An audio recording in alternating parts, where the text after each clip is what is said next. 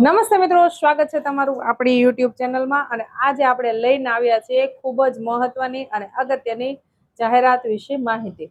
મિત્રો, જો તમે MSW, MS સોશિયોલોજી અથવા તો MA મનોવિજ્ઞાન સાથે પાસ કરેલું છે તો તમારા માટે આ વિડીયો ખૂબ જ મહત્વનો અને અગત્યનો છે. હા મિત્રો, તમને મળી શકશે કાઉન્સેલરમાં નોકરી, અને એ પણ ઓલ ગુજરાતમાં. મિત્રો, નવા કાઉન્સેલિંગની ભરતી કરવામાં આવશે, જેમાં 484 અર્બન પ્રાથમિક કેન્દ્રો અને બીજી જે છે એ US 1539 છે એ PHCમાં. એવી રીતે ટોટલ મળી અને 2023 કાઉન્સેલરની ભરતી માટેની જાહેરાત છે એ બહાર પડાયેલી છે. તો ચાલો મેળવી લઈએ વિગતવાર માહિતી. PHCમાં એટલે કે આપણે જે પ્રાથમિક આરોગ્ય કેન્દ્ર હોય છે એમાં કાઉન્સેલરો હવેથી સ્ટાફની મદદે આવશે, અને એના માટે 2023ની ભરતી છે એ બહાર પડાયેલી છે. ટોટલ જગ્યા છે 2023.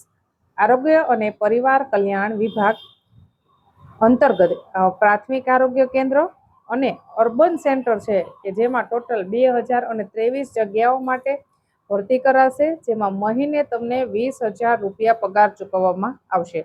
આમાં કોણ કોણ અરજી કરી શકે છે? તો કે જે લોકોએ MSW કરેલું છે, અથવા તો જેમણે MA સમાજશાસ્ત્ર સાથે પાસ કર્યું છે, અથવા તો જેમણે MA મનોવિજ્ઞાન સાથે પાસ કરેલું છે, તેવા લોકો આમાં અરજી કરી શકે છે.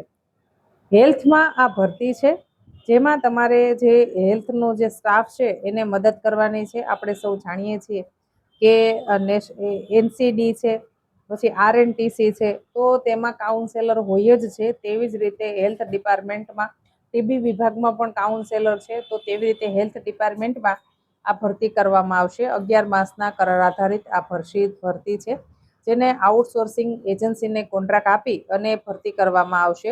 2026-27નું જે અંદાજપત્ર છે તેમાં 12.75 કરોડની ત્રિમાસિક બજેટની પણ જોગવાઈ કરવામાં આવેલી છે.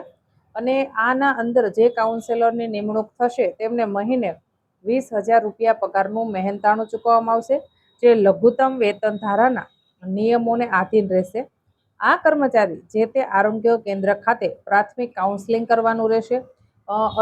જે ત્યાં આવે છે પેશન્ટ, એમનું સ્ક્રીનિંગ, તેમની ટ્રાયજ અને ફોલોઅપની જેવી કામગીરી છે એ હેલ્થ સેન્ટરમાં જે આવે છે દર્દી, તેમની કામગીરી બધી જ આ કાઉન્સેલરે કરવાની રહેશે.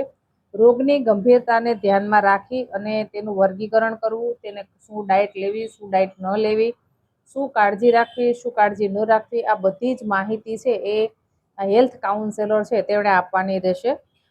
તેમને રાષ્ટ્રીય બાળ સ્વાસ્થ્ય કાર્યક્રમ જે RBSK છે, રાષ્ટ્રીય કિશોર સ્વાસ્થ્ય કાર્યક્રમ RKSK, તેમજ બિનચેપી રોગોના નિયંત્રણ NPNCD જેવા વિવિધ નેશનલ પ્રોગ્રામ સાથે સંકલન કરી અને કામ કરવાનું રહેશે.